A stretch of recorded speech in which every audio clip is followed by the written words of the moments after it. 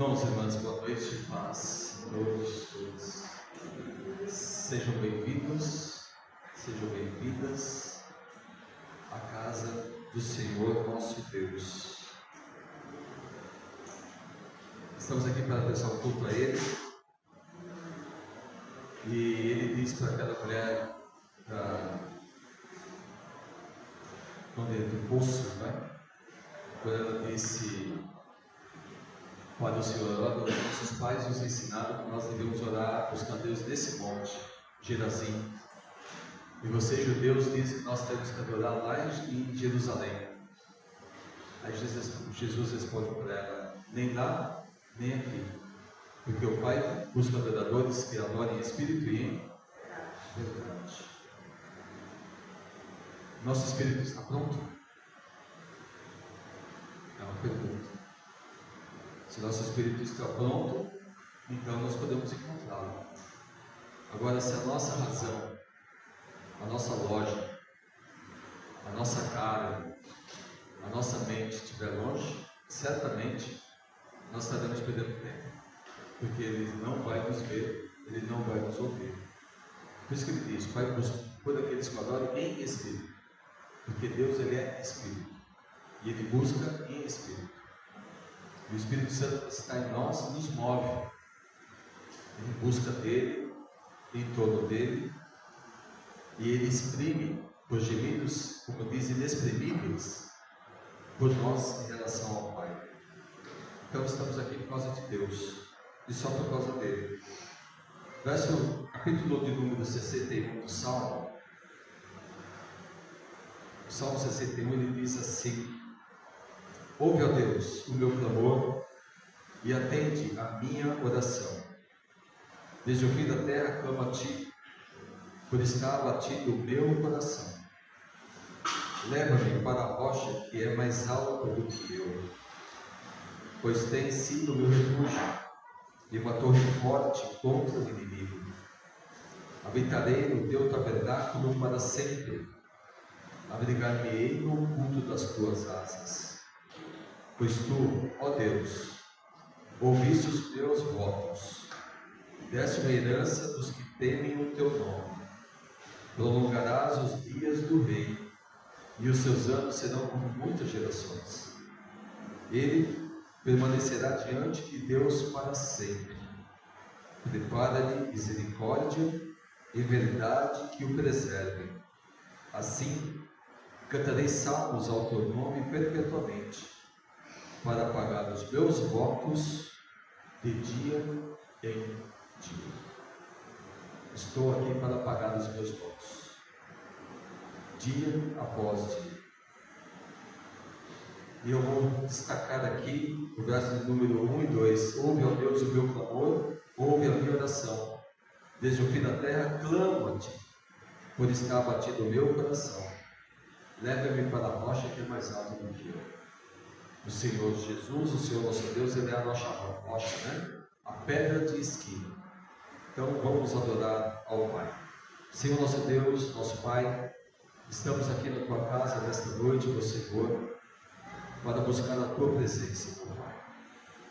Estamos aqui, ó Deus, como servos do Deus Altíssimo, o nosso corpo, mente, alma, coração, nossas emoções, o nosso coração, tudo, meu Pai, colocamos diante do Senhor. Pedimos, meu Pai, que o Senhor se faça presente nesse lugar. Um lugar simples, um lugar humilde, para o Rei, para o Senhor. Mas é o que nós temos, ó Deus, para te oferecer. Esse lugar, as nossas vidas, o nosso coração, a nossa mente, a nossa alma, o nosso espírito. Ó Deus, toma, meu Pai, o teu lugar que pertence somente ao Senhor. Tu és o Rei, Tu és o Senhor, Tu és o único Deus. E que o Senhor, meu Pai, olhe para nós. Sonda-nos, ó Deus, e conhece aqui cada coração. E vê, Senhor, o nosso caminhar. Vê, Senhor, o nosso caminho. E nos ajuda e nos ensina a caminharmos diante do Senhor. Fica, meu Pai, conosco. Abençoa, Senhor, a tua palavra. Abençoe, meu Pai, as orações, os cânticos, o louvor, as nossas vidas. Que tudo isso seja para a glória do teu nome. Obrigado, Deus, porque o Senhor nos trouxe em paz. Obrigado, meu Pai, porque nós já chegamos até aqui. E se ainda há irmãos e irmãs que ainda estejam a caminho, que o Senhor possa trazê-los à tua paz. Fica conosco, meu Pai, esse tempo.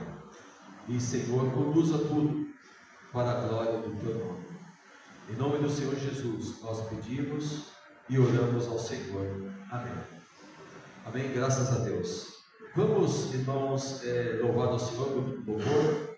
Vamos louvar ao Senhor com as nossas vozes e nossos corações.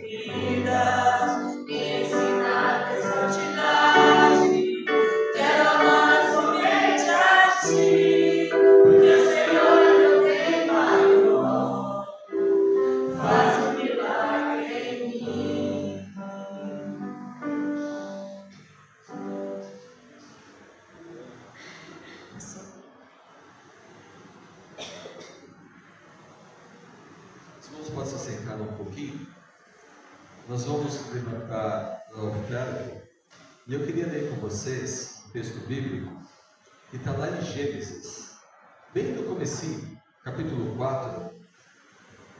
Gênesis, capítulo 4, lá no começo,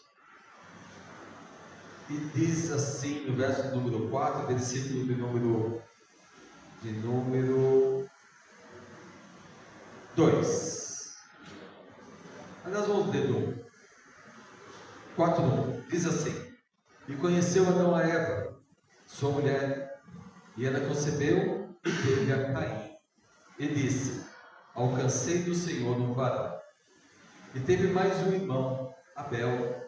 E Abel foi pastor de ovelhas, e Caim, lavrador de terra.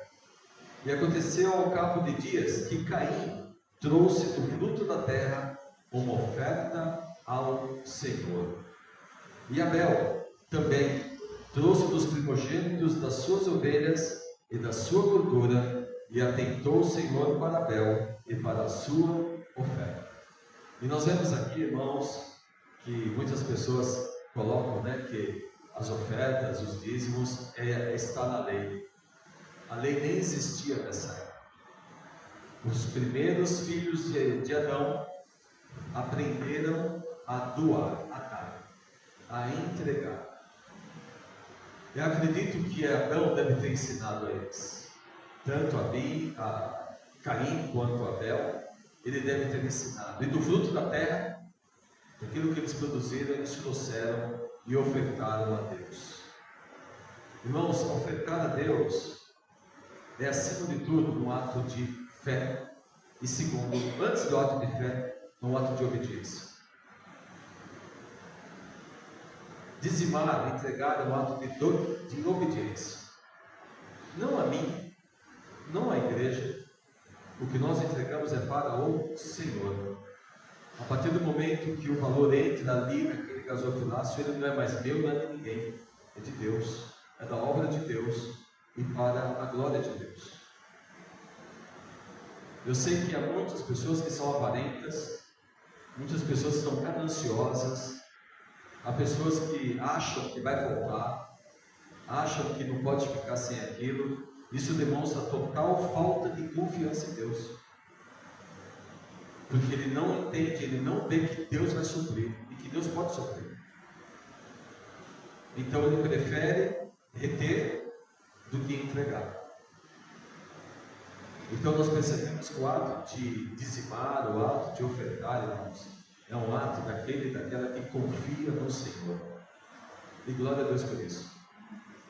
Porque ele sabe que aquilo que ele pôs pode até fazer falta, mas ele crê que o Senhor vai honrar e o Senhor vai cuidar. Por isso que a Bíblia diz: os avarentos e os gananciosos não herdarão o reino dos céus. E não herdarão mesmo, porque estão desobedientes. E o que é desobediente não entrará no reino dos céus. Porque o Senhor busca aqueles que o adoram em espírito e em verdade. Não é a razão humana que manda, mas é o Espírito de Deus que manda. Então, oferte. Se você veio preparado nessa noite, oferte, entregue o seu dízimo aqui no gasofilácio, ali tem envelopes, também a sua oferta de missões, caso haja, ali também tem a chave Pix, do irmão e irmã. Agora é você e Deus. Amém. Vamos ficar de pé novamente para louvar? Vamos colocar de pé, irmãos? Vamos louvar agora com o louvor chamado Poderoso Deus, que a igreja já conhece. Peço que a igreja ajude a gente a louvar a Deus, a cantar com alegria.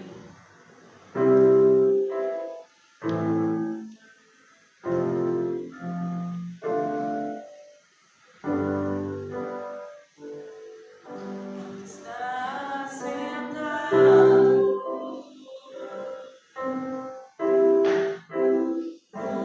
no trono e ao Cordeiro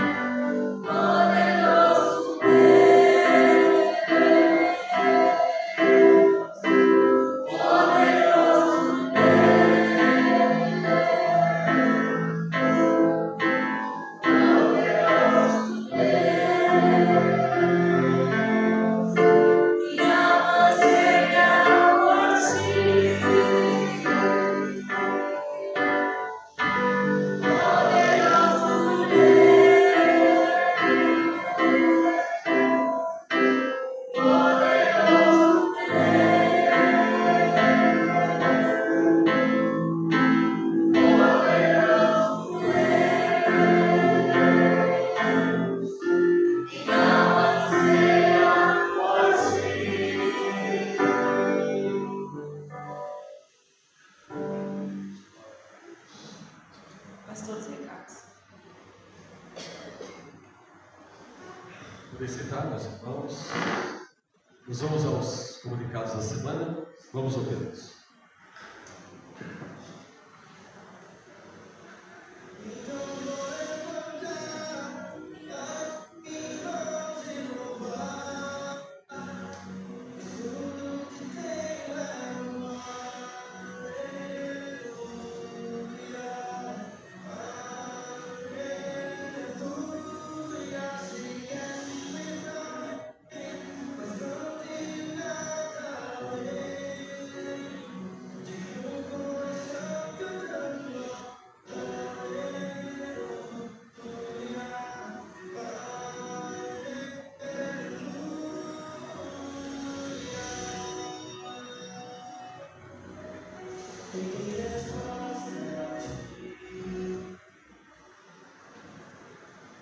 Muito bem.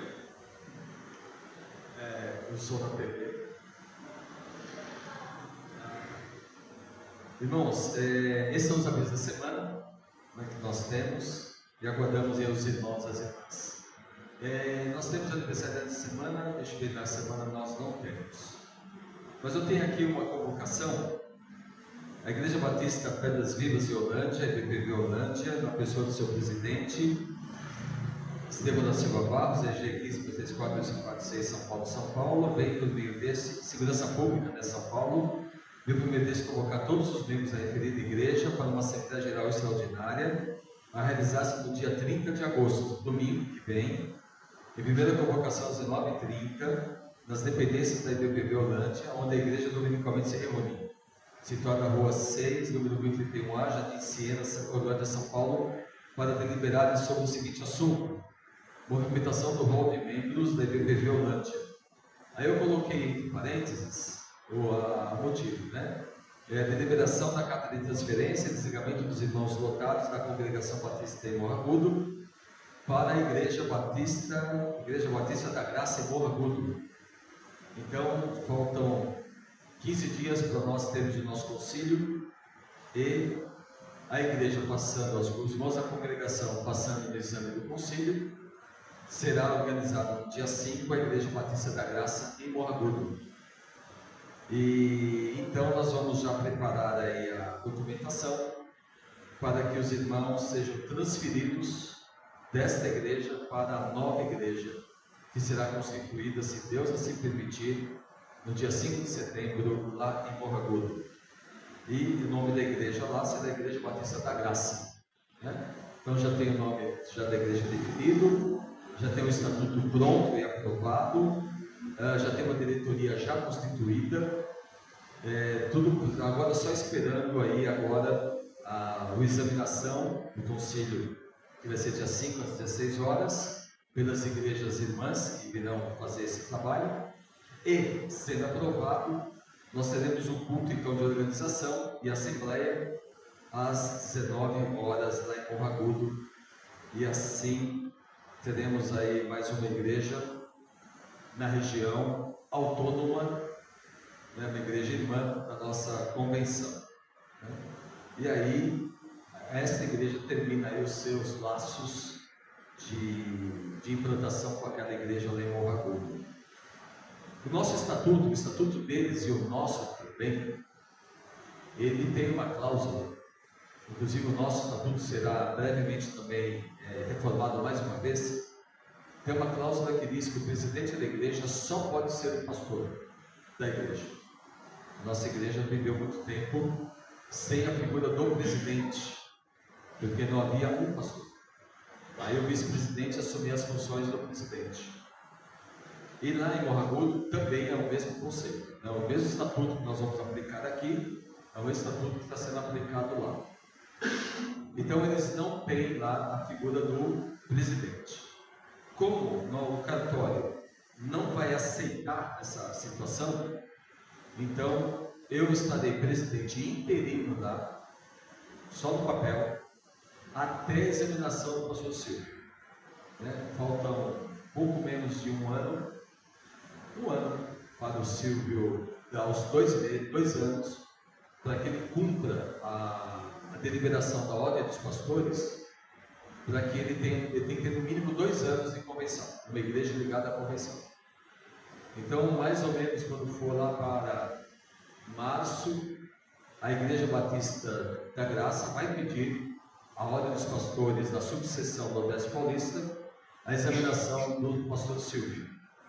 O pastor Silvio sendo aprovado na examinação, ele não vai ser ordenado, porque já foi, né? Aí, nesse tempo, eu vou declinar do cargo e ele assume como presidente da Igreja Batista da Graça. Então, tudo isso nós fazemos por efeito de documentações, cartório, porque o cartório não vai organizar o CNPJ, porque agora o CNPJ sai direto do cartório, não passa mais pela Receita, né? Ele já faz o trâmite direto lá, e aí já vai ser o CNPJ, eu como presidente de lá provisoriamente, né? Até que o Silvio tenha condições de assumir a presidência lá da Igreja Batista da Graça. Os irmãos entenderam? Então, nós vamos ler uma lista de 21 nomes que pediram a sua transferência para a Igreja Batista da Graça. 3 nomes nós vamos desligar do rol de membros daqui, né, que não pediram a transferência, e assim, quando chegar lá na Assembleia, lá na Constituição, a gente já entrega a nossa ata, já concedendo a carta de transferência para esses irmãos, que serão 21, e aí nós vamos aceitar lá na igreja, já lá, mais 3 irmãos, totalizando 24 irmãos lá dessa igreja Batista da Graça, em Morro Agudo. Amém? Então nós vamos fazer no próprio culto da noite, né? Nós vamos reunir o tempo para simplesmente ler os nomes, pedir a aprovação da transferência e depois ler 3 nomes, pedir o desligamento de 3 pessoas. Somente isso. Tá? Essa assembleia no dia 30, sábado, domingo que vem, durante o culto da noite ou após o culto da noite. Então, irmãos, sintam-se convocados. Temos mais momento missionário?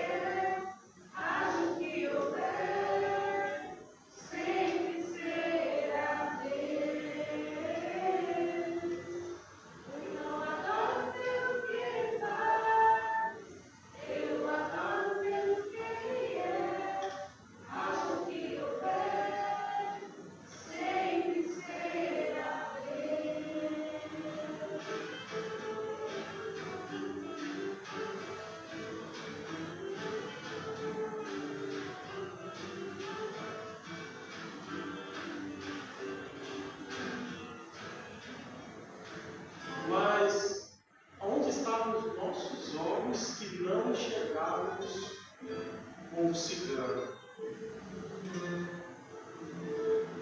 Infelizmente, o povo cigano ele é conhecido como um povo invisível. Ele é um povo que ele tem uma cultura própria, ele tem a sua maneira, ele tem um hino, ele tem a língua dele. Que não tem dicionário nenhum, que foi passado de pai para filho, e o idioma dele é o Chico. Nós temos vários ciganos que foram ciganos famosos, pessoas famosas, que a grande maioria sabe que eles eram ciganos. Juscelino, Michel, Charles Chaves. Causa do preconceito, os ciganos hoje se escondem. Eles não mostram mais aquilo que todo mundo fazia antigamente. Muitos residem em casas, então estão no nosso meio mais difícil de ser identificados. Hoje também, devido ao preconceito da cidade, das autoridades, hoje o cigano está comprando imóvel, estão construindo. Eu cresci no medo do povo cigano, porque nós aprendemos que a gente tem que manter distância do povo cigano. Existem ciganos bons e brasileiros bons. E tem algumas pessoas que falam que todos os ciganos não são ruins, e não é isso. Na minha cidade, que ainda tem os ciganos como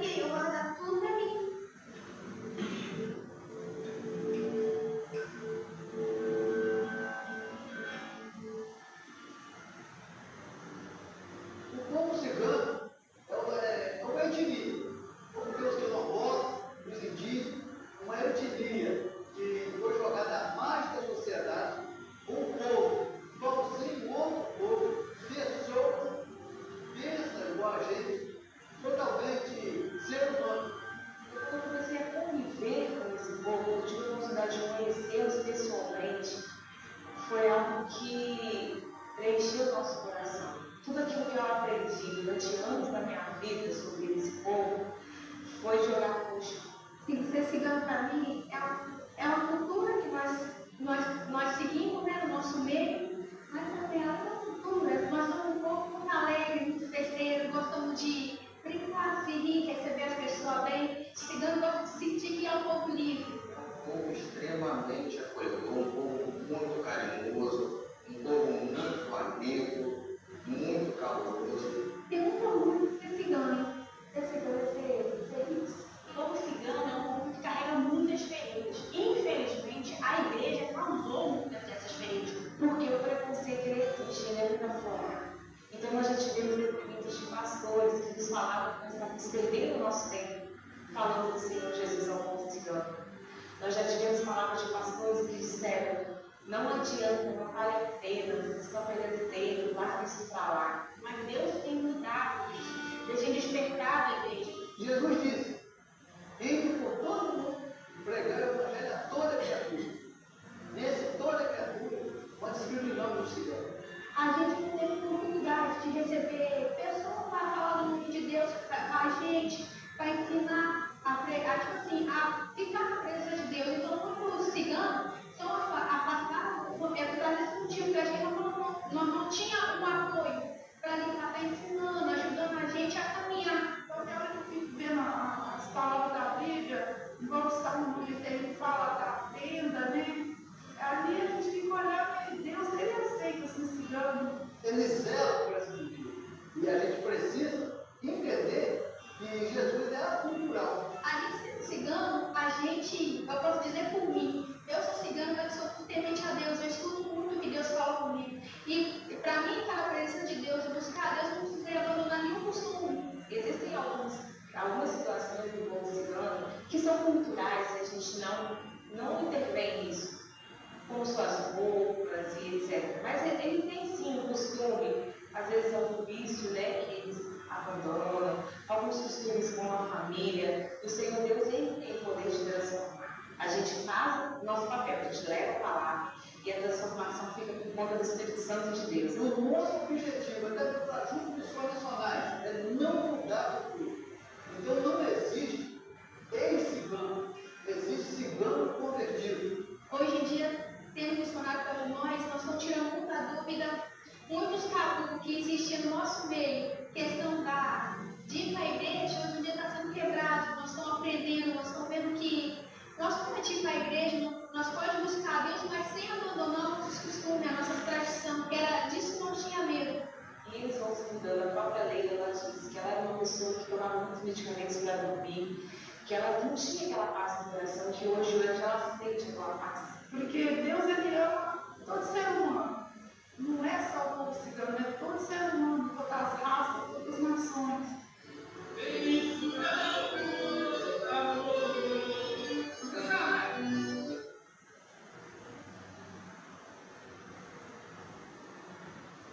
Isso foi a primeira parte, a segunda parte do livro que vem. Já viram ciganos aqui? Já teve ciganos em Orlândia? Já? Eu sempre vi minha mãe colocava medo. Né? Vocês também colocavam medo? Cuidado que diz isso, aquilo, outro. Né? A gente teve isso mesmo. Né? Mas Deus ama essas pessoas. E nós precisamos pregar missões. A campanha de missões nacionais desse ano, para que todos os povos ouçam. E ela vai falar justamente disso, de vários povos que nós não temos muito contato, com os quilombolas, por exemplo, os povos indígenas, ciganos, surdos e mudos, são pessoas que precisam ser ouvidas no Evangelho. Então está aí nosso momento missionário. Fechamos, né?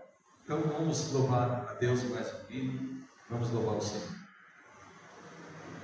Irmãos, quem puder se colocar de pé, nós vamos louvar comigo e para a verdade.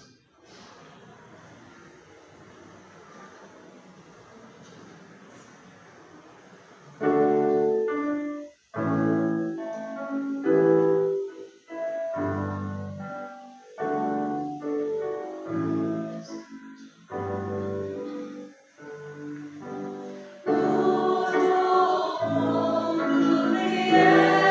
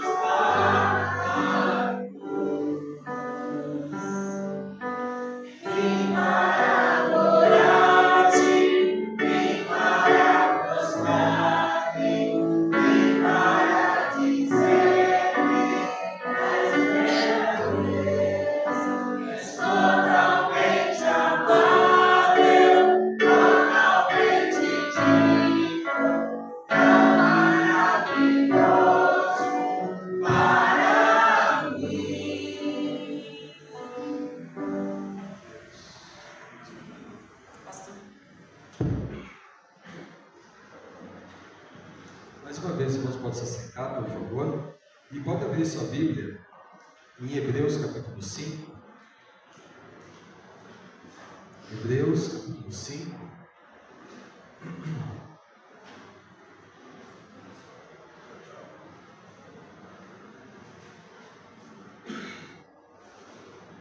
Hebreus capítulo 5.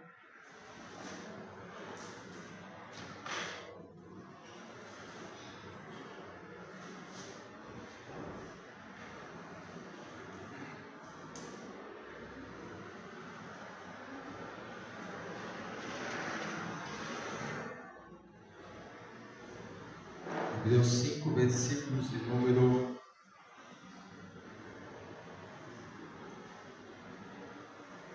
7. Só para a gente recordar, o último texto que nós pregamos, que falava sobre a ordem de Melquisedeque, diz o verso número 7 do capítulo 5 de Hebreus: o qual nos dias da sua carne, oferecendo com grande clamor e lágrimas, orações e súplicas ao que podia livrar da morte, foi ouvido quanto ao que temia. Ainda que era filho, aprendeu a obediência por aquilo que padeceu. E sendo ele consumado, veio a ser causa da eterna salvação para todos os que lhe obedecem. Chamado por Deus sumo sacerdote, segundo a ordem de Melquisedeque, do qual temos muito que dizer de difícil interpretação, porquanto vos fizestes negligentes para ouvir. Verso 12: porque, devendo já senestes pelo tempo, ainda necessitais de que se vos torne a ensinar quais sejam os primeiros rudimentos das palavras de Deus, e vos haveis feito tais que necessitais de leite e não de sólido mantimento. Pai, também, mais uma vez, colocamos aqui, Senhor, a Tua palavra que foi lida. Que o Espírito do Senhor seja aquele que ministre agora em nosso coração, de cada um de nós, e que a Tua vontade seja feita. Em nome de Jesus, Pai, nós oramos ao Senhor e pedimos. Amém. Há 15 dias atrás, nós pregávamos sobre o texto de Hebreus 5, do 1 até o verso de número 10. E aí, nessa pregação de Hebreus, nós vimos, na semana passada, retrasada, a ordem de Melquisedeque. Alguns talvez nem sabem quem é Melquisedeque. Aquele a quem Abraão deu o dízimo de tudo para ele. Aquele que foi o encontro de Abraão. Aquele que era rei, sacerdote de Jerusalém. E esse Melquisedeque, que não tem pai, nem mãe, nem genealogia nenhuma, nós vamos ver isso no capítulo 7 de Hebreus, é essa ordem, não a ordem de Arão, não a ordem dos levitas, mas a ordem de Melquisedeque, que não tem genealogia, não diz que era o pai dele, a mãe dele, mas no capítulo 7 a gente vai aprender um pouco mais sobre Melquisedeque. Mas eu gostaria de chamar a atenção dos irmãos aqui nessa noite, meus irmãos, para aquilo que diz o verso número 11, a partir do 11. Quando ele começa a falar isso com aqueles judeus, com aqueles irmãos convertidos ao cristianismo, que vieram do mundo judaico, da religião judaica, da cultura judaica, ele começa então a dizer uma palavra muito forte para aqueles irmãos. E ele fala: olha, eu queria falar mais para vocês, mas o que eu tenho para falar para vocês, vocês não vão conseguir entender. Vocês não vão conseguir interpretar. E por quê? Porque um dos grandes problemas daqueles irmãos hebreus, que diz o texto, que estavam querendo sair do cristianismo e voltar para trás, um dos grandes problemas desse é justamente aquilo que o autor coloca para nós. O motivo deles era porque eles não ouviam, eles eram negligentes. O que quer dizer com negligência? O problema daqueles irmãos não estava em ouvir. Eles ouviam. Mas a grande questão do cristianismo não é ouvir. Ouvir é um primeiro passo, mas não é o último passo. Nós que estamos aqui, nós estamos ouvindo. Vocês estão me ouvindo. Mas o que você escuta, o que você ouve, não é o fim. Aí eu vou para ouvir a palavra. Eu vou para ouvir a palavra, não deve ser o fim, o objetivo. Não. Eu tenho que entender o quê? Eu vou ouvir a palavra para saber o que Deus tem para mim. O que Deus quer de mim, o que Deus quer me ensinar, o que Deus quer falar comigo. Esse é o fim. A palavra é apenas o meio que Deus usa para mostrar o fim. E qual é o fim? A vontade dele. Para você, para mim, para nós. Só que isso se dá de uma forma individual. Não é coletivo. É cada um de nós. Ele fala de um jeito, você fala de outro, o outro fala de outro, o outro fala de outro. Porque o propósito de Deus é para cada um. Mas o propósito dele é diverso. Por isso que a igreja é um grupo de irmãos que tem uma diversidade. Nós não somos iguais. Nós só você olhar de lado, você não vai ver o espelho seu. Olha de lado aí, vê se você acha o outro igual a você. Pode olhar de lado aí. Tem alguém igualzinho a você? Tão bonito quanto você? Não, ele também não, né? Pastor? Não faça não. Né? Mas assim, né? Nós não somos iguais. Somos diferentes, pensamos de maneiras às vezes diferentes, cada um de um jeito, cada um de uma forma, cada um de uma criação diferente, mas nós somos parte de um corpo. E diz que o corpo não é apenas orelha, não é apenas pé, não é apenas nariz, não é apenas cabelo, não é apenas braço. O corpo ele tem muitos membros, não é isso? E todos os membros juntos, cooperando entre eles, fazem o corpo crescer. E o corpo é o quê? A igreja do Senhor. A igreja do Senhor, esta igreja, ela só cresce se todo mundo trabalhar, agir. Porque você, do seu jeito, do jeito que Deus te criou, do jeito que você é, Deus vai te usar para o quê? Abençoar a igreja. Como vai usar o outro, vai usar o outro, o outro. E assim a igreja é edificada pelo agente de todo o corpo, de todos os membros do corpo. Por isso ele diz, o pé não pode dizer para a mão que não precisa dela. A mão não pode dizer para o pé que não precisa dela. Todos precisamos uns dos outros. Todos precisamos uns dos outros. Até os membros mais ignorados, nós precisamos dele. Você cuida do dedinho do seu pé? Você cuida do seu pé? As mulheres têm mais isso, né? Elas vão lá, como chama lá? Vai lá no pé. A minha esposa de vez em quando vai na podóloga, tem uma podóloga lá em Nuporanga, vai lá no Nuporanga para trás de uma podóloga. Todo mês está lá, visitando a podóloga. Cuidando dos pezinhos. Lindos os pezinhos da minha esposa. Por isso quando eu os beijo, fico beijando o pezinho. É lindo, né? Que saudade dela. 3 dias, 4 dias aí, né? Deve estar chegando. Ela e as irmãs que foram lá para o Hagai. Deve estar chegando aí.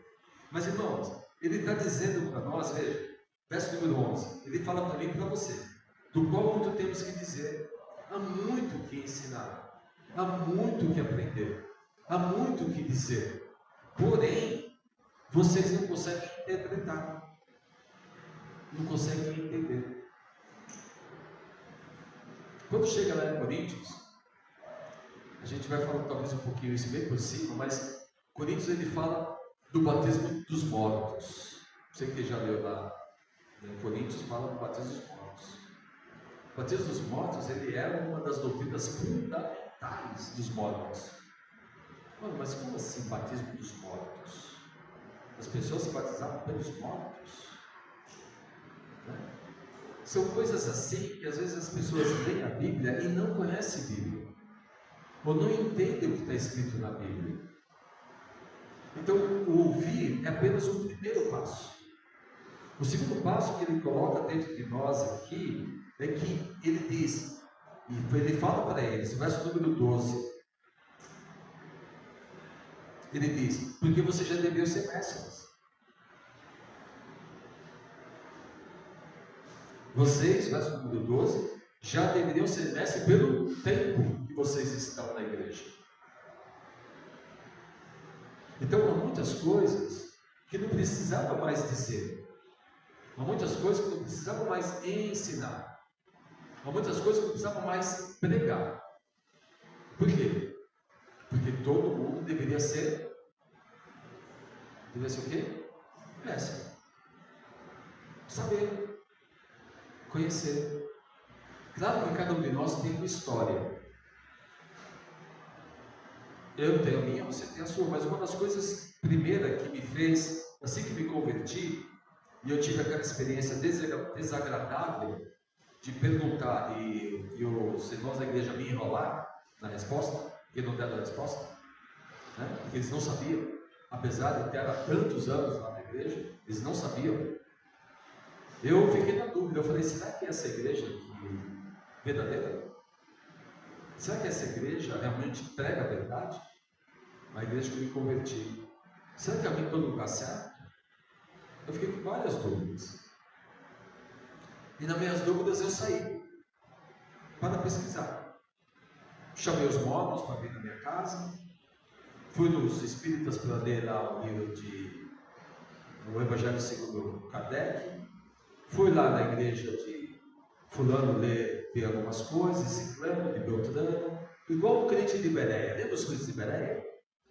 Que eram melhores do que os crentes de Tessalônica, porque eles verificavam se aquilo que Paulo falava estava nas Escrituras. Crentes bereanos. Será que aquilo que prega é a verdade?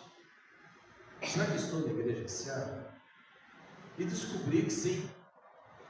Eu estar na igreja batista, eu estou numa igreja boa. Eu estou numa igreja certa. Sim. O problema não é a igreja, não é a denominação. O problema são as pessoas. As pessoas que conhecem pouco. Que sabem pouco. E, irmãos, isso é tão importante, esse texto, porque talvez seja aí a raiz de todo o problema de Hebreus. Talvez todo o problema de Hebreus esteja nesses 2 versículos. Negligentes em ouvir. E já o tempo vocês deveriam ser diferentes. Quantos estudam a Bíblia? Até esqueci de fazer um negócio que eu ia fazer. Quantos estudam a Bíblia? Eu era muito ignorante. Ainda sou. Mas eu precisava, eu tinha sede de saber. E com menos de um ano de convertido, entrei no instituto. Eu tinha sede de saber, de conhecer. O meu irmão Everton, que acredito está na glória, ele investiu muito em mim. Eu lembro que nós íamos lá na editora cristã, na Vida Cristã em São Paulo, ali perto da Galeria do Rock, não lembro se é 24 de abril, naquela lá, São Paulo. Nós íamos para lá e comprávamos um mundo de livros. E ele me dava coleções de livros. Coleções. E nós íamos juntos, nós estudávamos. O Everton sabia mais de Bíblia do que eu. Era impressionante a cabeça dele. Mas a cabeça dele também levou ele a possível morte. Já que ele está desaparecido há 7 anos. Né? É uma questão que precisa entrar na justiça por isso também. Né? Pedir a morte presumida do meu irmão. Depois de 7 anos desaparecido. Mas nós estudávamos muito a Bíblia. E nós discutíamos muito a Bíblia. E nós falávamos muito sobre a Bíblia. E líamos, estudávamos, e líamos, e lia um texto, lia outro texto, lia um autor e outro autor. E isso foi tão forte que, terminando o instituto, depois fui estudar a palavra da vida, depois fui fazer a faculdade. Por quê? Porque eu precisava saber. É certo que Romanos diz que cada um saiba segundo a medida da fé. Porque o muito saber também pode matar, porque a letra mata. O equilíbrio entre a letra e o espírito, entre o saber. Sabe, irmãos, talvez nós estejamos perdendo uma grande oportunidade de aprender de Deus. E é por isso que talvez muitos de nós enfrentam dificuldades, porque nós não aprendemos de Deus. Porque nós talvez estejamos, não ouvindo, ou ainda, ao ouvir, sendo negligente. Ao ouvir. Porque o ouvir me leva a pensar. E o pensar me leva a transformar. E a transformar me leva a crescer. E crescer me leva a me tornar melhor diante de Deus. Olha o que a palavra faz. Não é apenas ouvir. Ouvir é o ato inicial, mas ele vai levando a outros processos. E nos processos finais é me levar a um conhecimento melhor de minha vida para com Deus. E agradar melhor o meu Deus. Por isso que Jesus disse para os fariseus: errais por não conhecer as Escrituras. Errais porque vocês não conhecem as Escrituras. Mas pastor, como é que pode dizer isso para um fariseu? O fariseu tinha a Torá, a Mishnah na cabeça, o Pentateuco na cabeça. Sim, ele tinha a letra, mas ele não tinha o sentido da letra. O que o Espírito Santo faz com a letra? O que o Espírito Santo faz com a palavra? A palavra, ela não vem só. A palavra, quando ela vem, o Espírito Santo a usa. E ele a usa para moldar a vida do salvo, para moldar a vida do crente. O crente não nasceu sabendo. E se ele não buscar a Deus e o conhecimento de Deus, ele vai morrer na ignorância. Por falta de conhecimento, muitas pessoas erram. Tem gente sem conhecimento que toma banho de roupa. Tem gente que sem conhecimento acredita que Jesus pode contar agora, nesse exato momento. A gente sem conhecimento que chama a ceia de santa. E assim vai. A gente sem conhecimento que não pode usar calça. Por quê? É sem conhecimento. Ele vai falar da palavra, mas a palavra, o que ela está dizendo? O que ela está falando? Onde está a hermenêutica? Onde está a exegese? Onde está o princípio da palavra? A palavra só mata, mas o Espírito vivifica. Mas o Espírito Santo usa a palavra dele.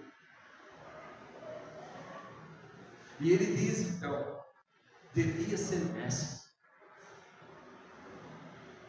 Eu às vezes com alguns colegas a gente brinca. Eu falo, sabe qual que é? Assim, a gente fala, graças a Deus eu não tenho tido tanto, mas às vezes eu falo, quando eu tenho que resolver uma questão é porque o crente não está usando a palavra. Porque se você usa a palavra, você não gera problema. Se o irmão te ofendeu, você usa a palavra. A palavra diz o quê? O que a palavra ensina? Se o irmão te ofendeu. Perdoa. Não é isso? Simples assim, perdoa.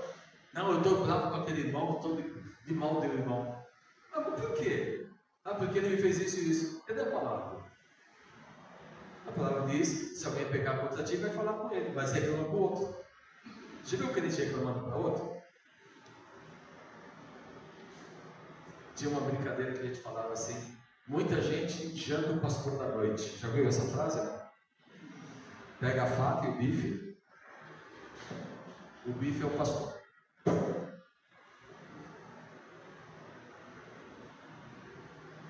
Corta o pastor do café. Irmãos, a palavra de Deus é tão simples. Ele diz, se alguém errou, vai com ele e fala com ele. Não é isso que a Bíblia fala? A Bíblia diz, se alguém pecou contra ti, perdoa. Quantas vezes? o que for necessário. Se alguém está fraco, o que você faz? Você ora pelo irmão, você vai pelo irmão. As coisas são tão simples de ver a palavra. Ver a palavra resolve tudo. Pastor, eu estou tendo dificuldade. O que a palavra diz? Espera, confia no Senhor, crê nele, ele tudo fará. A palavra diz o quê? Buscai o reino de Deus, a justiça, e mais coisas não serão acrescentadas. A palavra responde tudo. Ela fala tudo. E talvez nós não precisaríamos falar como ele falou, ainda, pelo tempo, ainda necessitais, que nós precisamos ensinar a vocês quais sejam os primeiros rudimentos da palavra de Deus. No princípio, a base da palavra. A base. Sabe, irmãos, tem irmãos que ainda têm dificuldade de entender os princípios da palavra.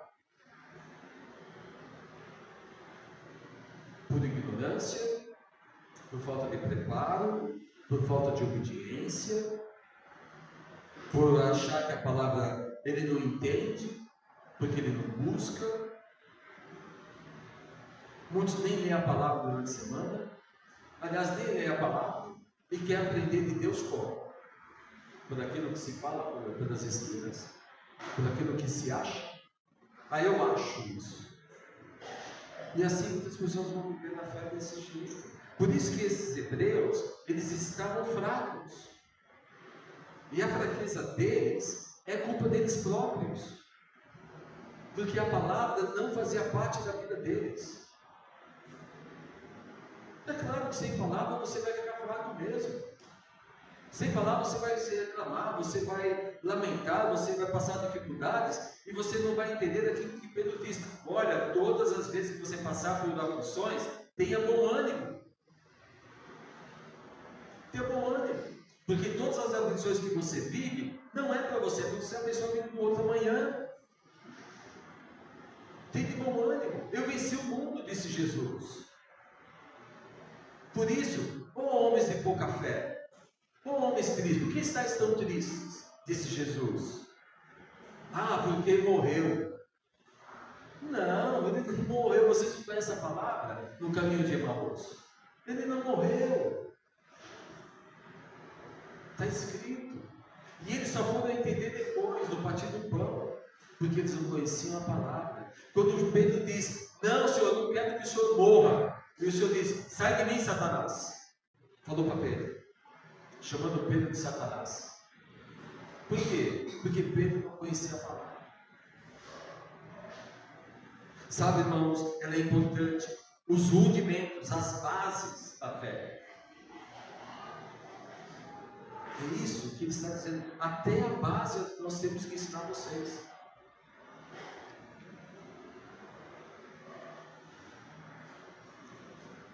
Por isso que há crentes que resolvem as coisas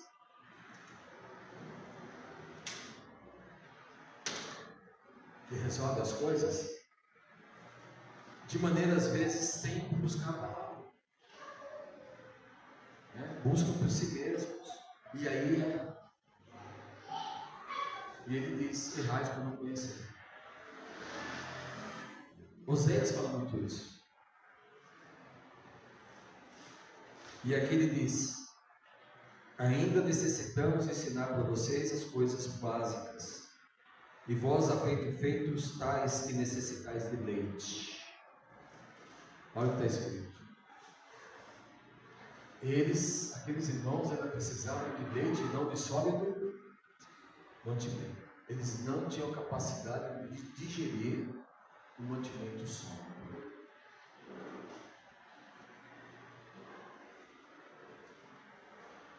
E esse texto não vai falar só aqui em Hebreus.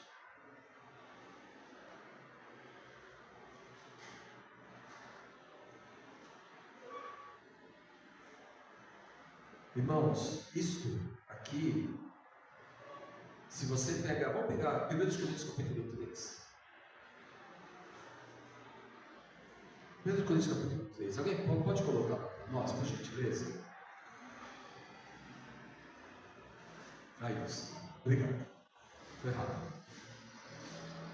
Está escrito ali. E não vos pude falar como há espirituais, mas como há canais, como meninos em Cristo. Esse contexto aqui é claramente isso que está falando em Hebreus. Falta de palavra, falta de conhecimento da palavra. Esse contexto está quando Paulo diz assim: eu sou de Pedro, eu sou de Apolo, eu sou de Paulo. Lembra desse texto? E aí ele diz assim: quem é Pedro, quem é Paulo, quem é Apolo? Senão ministradores. E ele diz: não vos pude falar como há espirituais, mas como há canais, como meninos. Vocês não sabem o que vocês estão falando. Paulo está dizendo mais ou menos isso. Vocês estão tomando atitude de menino. As atitudes de vocês, ao selecionarem: eu sou desse partido, ou desse partido, ou desse partido, vocês estão fazendo algo que as escrituras não ensinam. Portanto, vocês são crianças. Vocês não sabem o que vocês estão fazendo.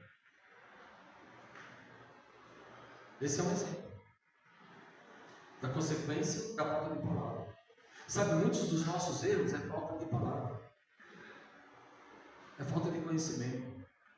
Só que aí, diferente de várias pessoas, irmãos e irmãs, nós não temos desculpa, porque a palavra está aqui, todos nós temos a palavra, ela está aqui. Todo domingo às 9h30 da manhã a gente se reúne aqui. Toda quinta às 7h30 da manhã nós nos reunimos em torno da palavra. Toda terça as irmãs se reúnem em torno da palavra. Então nós nos reunimos em torno da palavra. E a palavra de Deus, ela é viva e eficaz. Ela vem e nos transforma. Então, está aí, meninos em Cristo. E aqui ele fala isso, porque ainda precisam, que daí tivesse o número 13, voltando ao 5:13, ele vai dizer: ainda crentes que precisam de leite, mamadeira, crente chorão, crente dói-dói, crente mimimi, crente Nutella, onde a sua fé e a esperança está em si mesmo e não no Senhor. No mundo teremos aflições, teremos lutas, teremos dificuldades, mas o Senhor é conosco. Sabe, irmãos, hoje a nossa igreja não pode errar como aqueles irmãos erraram, por serem crianças, por serem inconsequentes, por serem duvidosos, por quererem desistir. Quem desiste é que não conhece, ele não conhece o Deus que serve. Se nós conhecemos o Deus que servimos, não há por que desistir, não há razão, não há lógica, porque o que fazemos é para Deus. E Deus não merece começar uma coisa para Ele e parar uma coisa para Ele. Se eu estou fazendo para Ele, por que eu paro? Por quê? Explica para mim. Eu paro por causa disso, daquilo? Deus é maior que tudo isso que você pode colocar. Toda essa desculpa, todas essas colocações, elas são menores que o meu Deus. Eu prossigo para o alvo, independente do que aconteça. Eu não olho circunstâncias. Que olha as circunstâncias é que não tem foco. O foco é o Senhor. Tudo é para o Senhor. Porque dele e para ele são todas as coisas. É para ele. Então, nós percebemos o quanto somos maduros por aquilo que fazemos, por aquilo que somos, por aquilo que falamos. Sabe, irmãos, Deus, Ele colocou a palavra para nós nos tornarmos crentes maduros. Não criança, não adolescente na fé, não inconsequentes, não irresponsáveis, mas Ele coloca a palavra de Deus para nós, para atentarmos a ela e nós crescermos com ela. E Ele diz: nós não estamos experimentados na palavra da justiça. Está escrito ali, ó, pode ler. Nós não estamos experimentados, mais um. Não estamos experimentados na palavra da justiça porque é menino. E é esses que nos dão dor de cabeça. É esses que tiram o meu sono. Os meninos. E são esses que eu olho e falo: ai meu Deus. Ai meu Deus. Só que eu não sou Deus. Deus é eu. Aí eu falo: ó, Senhor, esse problema é teu. Esse problema é seu. É uma coisa que eu aprendi a fazer, ó. Senhor, tá aqui, ó. Tô fora, o senhor dá um jeito. Entregue para ele, Deus que se livre. Eu não mudo pessoas. Eu não transformo pessoas. Eu não salvo pessoas. Eu trabalho com pessoas. Mas os problemas das pessoas, Senhor, ela está aqui, ó. Resolve aí. É teu filho. Eu acho, teu filho. Dá um jeito. Senta o rei. Para ver se aprende. Né? Então, irmãos, veja, não está experimentado na palavra da justiça. Gente, se eu fizesse uma provinha aqui, né? Você está experimentado na palavra da justiça? Você responderia sim, não, não sei, talvez, misericórdia. Não responda. Você tem 4 opções e não pode colar. Sim, não, talvez e misericórdia, é isso? Não sei, misericórdia. 5 opções. Eu acho que eu sei qual que você correria. Falaria misericórdia. Mas se você fala misericórdia, você não vai correr para resolver isso. Porque misericórdia é parte de Deus. Mas o problema não é Deus, o problema é você. Ou eu, ou nós, ou alguns de nós, ou nenhum de nós. Né? Mas o mantimento, verso de número 14 diz: mas o mantimento sólido é para os perfeitos. Gente, perfeitos. E alguém diz: não há um justo nenhum sequer. Gente, Deus sabe, há perfeitos. Aos olhos de Deus, são pessoas que vivem, são justificadas por dos seus atos. Aos olhos de Deus, sim. Veja o caso de Davi. Davi pecou? Errou? Mas ele era um homem segundo o coração de Deus. O homem, a mulher, maduro, é perfeito, porque ele sabe que quando ele pisa no tomate, a primeira coisa que ele vai fazer é pedir perdão a Deus. Sabe, irmãos, a maturidade é a ausência de imaturidade. A maturidade nos leva a enfrentar situações e resolvê-las como adultos espirituais, e encontrando respostas dentro da própria palavra de Deus, e não em mim mesmo. Essa eu acho que é a grande diferença e sacada. As respostas que nós precisamos não são aquelas que estão em você. A direção que você precisa não está em você. Você tem que encontrá-las em Deus. Percebe a base? Isso é base. As respostas, eu não sei. Você não tem que saber nada. Deus que sabe. É Ele que define. É Ele quem manda.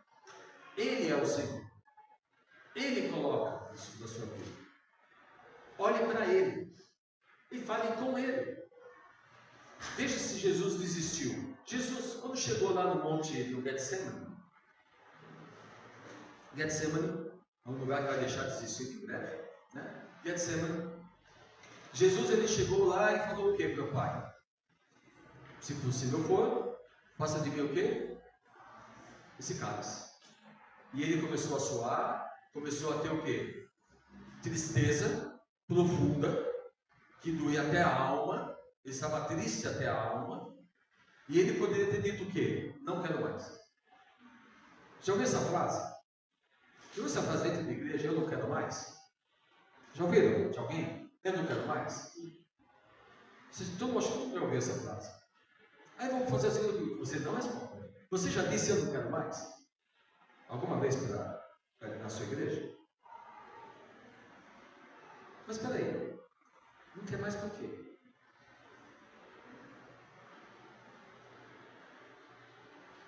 Por causa disso. E o que o Senhor fez na cruz por você não é nada. Se Jesus não desistiu de você, você pode desistir das coisas dele? Porque tudo é dele. Essa igreja é de Jesus ou não? O povo aqui é de Jesus ou não? Não é dele? Todas as coisas aqui não são dele? A obra não é dele? Os ministérios não é dele? Os dons espirituais não é ele que te deu? E o que você faz com tudo isso? Esconde? Porque é menino? Porque acha que vai ficar de boa? Isso vai passar de boa? Deus não vai levar isso em conta porque a graça dele e a misericórdia dele sobrepõe todo o mal? Aí erra de novo. Já começou a errar. Porque Deus é justo. Então é isso que ele está colocando, irmãos. O só do mantimento é para os perfeitos, os quais a razão do costume tem os sentidos necessitados para discernir tanto o bem como o mal. A palavra de Deus ela é o suficiente para que eu entenda se aquilo é bom ou mal. O Espírito Santo coloca em você e em mim o discernimento. Aliás, um dos dons do Espírito Santo é esse. Um dos dons é esse. Discernir espiritualmente as coisas. Aí a gente olha e fala, tem alguma coisa errada. Tem alguma coisa errada ali. O Senhor revela. O Senhor mostra.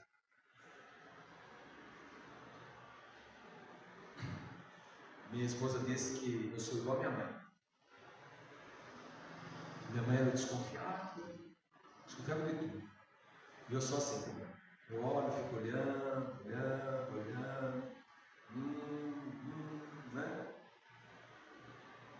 Mas é o quê? Discernir. Será que isso é isso? Será que essa pessoa realmente está isso? Será que eles realmente querem isso? Eu já contei a história daquele rapaz lá na igreja, né? Que falou que estava namorando a menina no ônibus lá no busão. Não sei quem lembra. Estava indo para o instituto dar aula, né? Na época eu dava aula de Novo Testamento lá no IBM. Estava sem carro, pegava o busão, ia até lá, no Beira das Mercês. E aí tinha um jovem da minha igreja que eu tenho ônibus, estava fazendo instituto também. E aí sentei do lado dele, começamos a conversar e falou, pastor, estou namorando. Eu falei, é? Ele falou, estou namorando.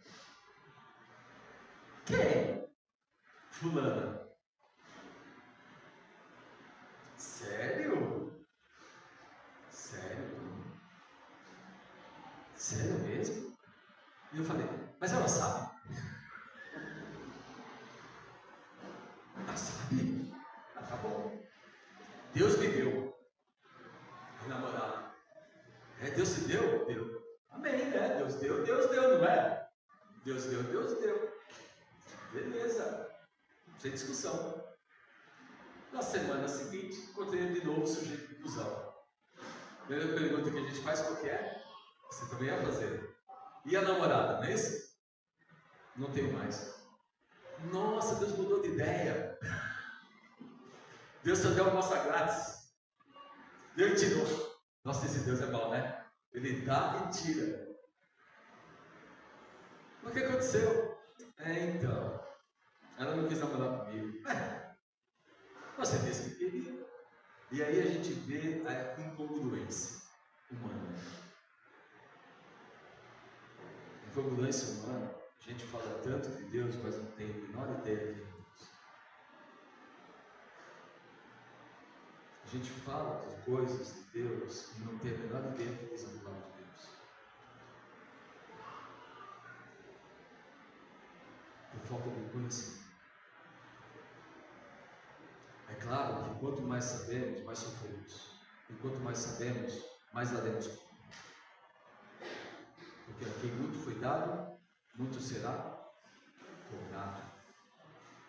Isso não significa que quem é ignorante não será cobrado, será cobrado também. Eu sei que Deus vai me cobrar muita coisa. Estou preparado para isso, inclusive. Que Ele vai me cobrar. Ele vai me exigir muitas coisas. Eu sei disso. Quando chegar lá na vida. Estou preparadíssimo para esse momento.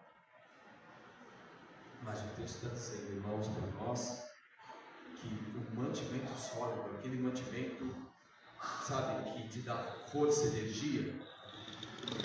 Hoje, quando nós comemos e nos alimentamos, nós comemos proteína, comemos calorias, comemos carboidratos, não é isso? Comemos fibras, não é isso? Nossa alimentação. Uns mais, outros menos, né? Uns são mais assim, outros são mais assim.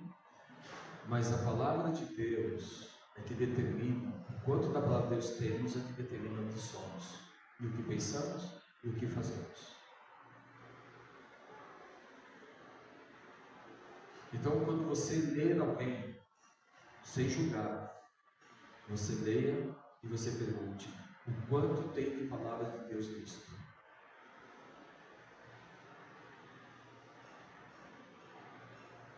Me mostra, porque pelos frutos nós conheceremos.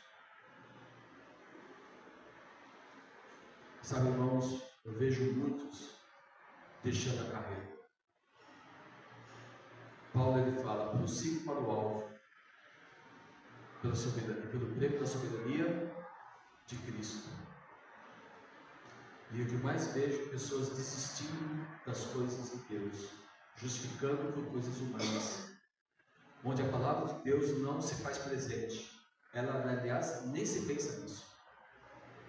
A palavra de Deus é a última a ser consultada, a última a ser analisada, porque eu sempre tenho as melhores respostas, e não as respostas que vêm do céu, não as respostas que vêm de Deus, não as respostas que a Bíblia, a palavra de Deus, me ensina.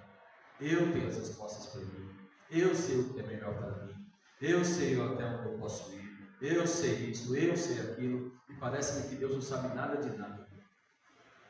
Por isso que eu sou de Apolo, por isso que eu sou de Paulo, por isso que eu sou de Pedro, por isso que eu sou partidário, por isso que eu acho que isso, e Coríntios fala várias coisas sobre isso, uma igreja que não tinha conhecimento da palavra, vivência da palavra, amadurecimento da palavra. E Paulo chama então aqueles irmãos meninos, você menino, por não conhecer. E Jesus fala, errais por não conhecer. E Oséias fala, vocês erram por falta de conhecimento. E foi por falta de tudo isso que Deus rejeitou aquele povo. Por não me conhecer. Por isso que Deus fala, vocês vêm aqui no templo, me elogiem com a boca, mas o seu coração e a sua mente estão longe de mim. Estou farto das festas, estou farto de todas essas coisas, farto, porque vocês não têm conhecimento. Então, irmão e irmã, essa palavra ela é importante na minha vida e na sua, porque isso determina quem você é. Aos olhos de Deus e aos olhos do mundo. Isso determina suas decisões, as suas prioridades, os seus desejos, as suas renúncias, é pelo conhecimento da palavra. Quem conhece a palavra sabe que o maior tesouro não está aqui na terra. O maior tesouro está nos céus. Quem conhece a palavra sabe que a nossa esperança não está no céu, nem nas coisas desse mundo, porque as coisas do mundo vão passar, elas não vão permanecer. Quem conhece a palavra não investe em CDB, CDI, ações, não investe em LCI, LCA, tesouro direto.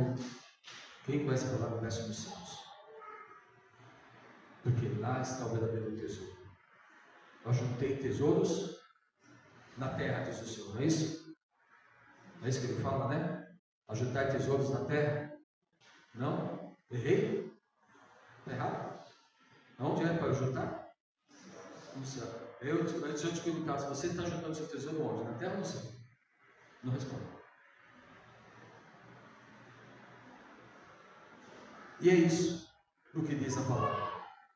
Nós somos aquilo que sabemos. Por isso que o ignorante é um ignorante. E um sábio é um sábio. que ignora e aquele que sabe. E ao que sabe, ele sabe onde investir o seu futuro, onde investir o seu tempo, onde investir sua vida ao serviço do reino. E é por isso que Jesus disse também na sua palavra que quando ele voltar, provavelmente não haverá mais fé. Porque a fé de muitos esfriará. A fé de muitos vai esfriar. E vai esfriar porque eles não conheceram a palavra. Porque essa palavra, irmãos, é vida. Essa palavra é a nossa esperança. Essa palavra, ela transforma. Essa palavra aqui, ela me ensina. Essa palavra me cura. Essa palavra me abraça. Essa palavra seca os meus olhos, as minhas lágrimas. Essa palavra é tudo. É a palavra de Deus para mim. Que Deus me deu. Que muitos morreriam por um pedacinho dela, que não a tem. Irmãos que se converteram sem ter uma Bíblia. Às vezes um único versículo, ele toma aquilo como o mais precioso. Porque no país que ele está não tem Bíblia. É proibido. Não pode. Que talvez ele ou ela vai morrer sem ter uma Bíblia na sua língua, como nos indígenas. Quantos indígenas não têm Bíblia no seu idioma, no seu dialeto, que não pode ler, que não pode aprender, que não pode nos transformar? Olha quanta coisa aqui nessa.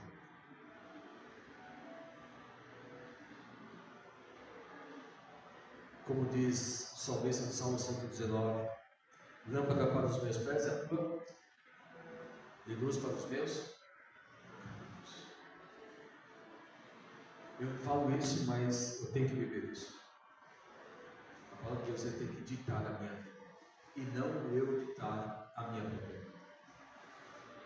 Porque eu entreguei minha vida a Jesus, e a vida que agora eu vivo não é minha. A vida que eu vivo é para Ele. E só para Ele. Eu não tenho mais vontade. A minha vontade é fazer a vontade de quem? De Deus. A minha vida, o meu pão, diz Jesus, é fazer a vontade do Pai. Isso a gente aprende pela palavra. Que Deus misericórdia. Eu acho que seria essa questão que você preencheria lá quando eu fiz aquelas 5 perguntas. A última era misericórdia. Eu acho que você tirou misericórdia, eu também colocaria talvez a misericórdia. Por isso, meu Pai, eu que te agradeço pela tua palavra, por aquilo que ela é na minha vida, por aquilo que a tua palavra representa para mim, daquilo que ela me ensina, do que ela me conforta, do que ela me corrige, do que ela me faz crescer. Ó Deus, eu te louvo porque a tua palavra, meu Pai, é vida. A tua palavra é o alimento, nem só de pão viverá o homem, como diz, mas de toda a palavra que procede da boca do Senhor. A nossa esperança é o Senhor. O Senhor é o nosso refúgio. O Senhor é o nosso rochedo. O Senhor é a nossa rocha. A nossa esperança não está nesse mundo. Não está nas coisas do mundo. A nossa esperança está no Senhor. É no Senhor que eu espero. É no Senhor, quando vejo a tua palavra, meu Pai, que ela é verdade, ela é vida. A tua palavra me transforma. A tua palavra cura. palavra edifica, a tua palavra abençoa. E nós, Pai, devemos ser mestres. E eu lembro quando o Senhor disse, depois de tanto ensinar os teus discípulos, depois de tanto tempo, Pai, que o Senhor disse para eles: ó homens de pouca fé. Eu te ensinei tanto, eu falei tanto, vocês ainda não aprenderam. E talvez o Senhor pense isso de mim. Mas, meu Pai, eu amo a tua palavra. E eu quero, meu Deus, que a tua palavra faça parte da minha vida e do meu viver. Que não seja apenas carregar a tua palavra fisicamente de um lugar para outro, mas levar a tua palavra no meu coração. Como diz o teu servo, ó Deus, guardei a tua palavra no meu coração, para eu não pecar contra ti. Que a tua palavra faça parte da minha vida. Nos momentos difíceis, que a tua palavra prevaleça. Nos momentos de dúvida, que a tua palavra seja o nosso guia. Nos momentos de tristeza, que a tua palavra seja a nossa alegria.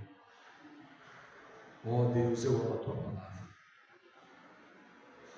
E que nós, Pai, através da ação do Espírito Santo do Senhor, possamos ter o mesmo entendimento, a mesma visão, o mesmo desejo de buscar o Senhor enquanto há tempo. E assim, meu Pai, sermos obedientes à tua palavra, para a glória do teu nome e para a salvação das nossas vidas. Em nome de Jesus, Pai, abençoe as nossas vidas mais uma vez e leva-nos cada um de nós em paz. E dá-nos, Senhor, uma semana abençoada pelo Senhor, guardando-nos do mal, do perigo, ajudando-nos, ó Deus, nos protegendo. Em nome de Jesus nós pedimos ao Senhor e nós oramos. Amém. Graças a Deus.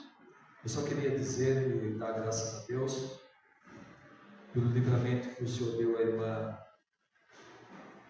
irmã Aninha, né, na quinta-feira. Não essa outra, né, que passou, né, que Deus a guardou de um acidente, né, e está aí. Graças a Deus pelo Senhor. A gente te ama, irmã Ana. Te amo. Os outros não precisam ficar de ciúmes, não, porque eu amo todos vocês do meu jeito, mas eu amo cada um de vocês. Sabe, eu amo vocês. Eu sei que talvez muitas vezes eu falhe. Eu sou pai. Mas eu queria ver todos vocês bem. Sempre. Sabe, se eu pudesse, eu colocaria vocês numa redoma para que nenhum mal atingisse nenhum de vocês. Nenhuma dificuldade. E quando um de vocês sofre, eu também sofro.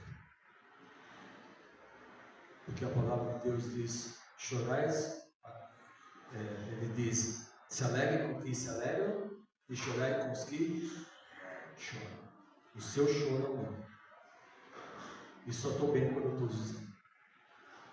Amem uns aos outros, assim como eu vos amei. E se entreguei assim, a mim mesmo. Amem uns aos outros, vale a pena. Que Deus abençoe cada um de vocês. E que a bênção esteja sobre vocês. Amém?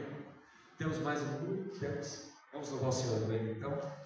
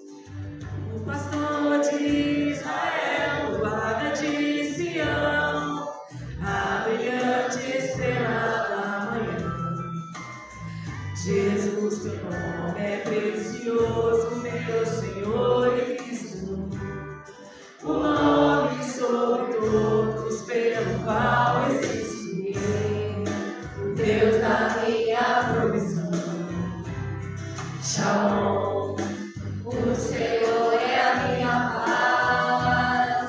Chamar, Deus presente sempre está. É o Elion, outro igual não há. Jeová, meu Senhor, que cura toda dor. Te segredo e a fé, e a justiça é. Elohim, Deus, no controle está, meu Deus. Tudo governa, Jeová, meu Senhor, que cura toda dor. Te segredo e a fé, e a justiça é.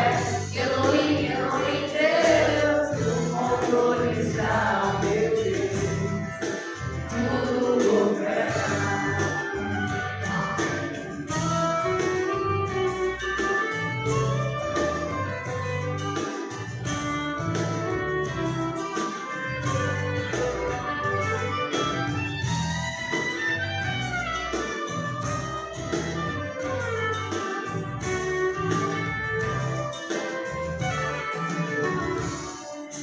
O pastor de Israel, guarda de Sião, a brilhante estrela da manhã.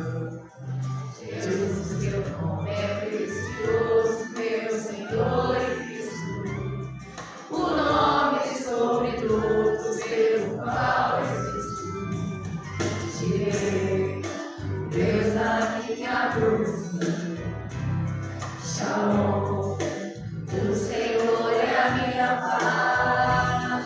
Chamar, Deus presente sempre está. É o Elion, outro igual não há. Jeová, meu Senhor, que cura toda dor. Te segredo e a fé, e a justiça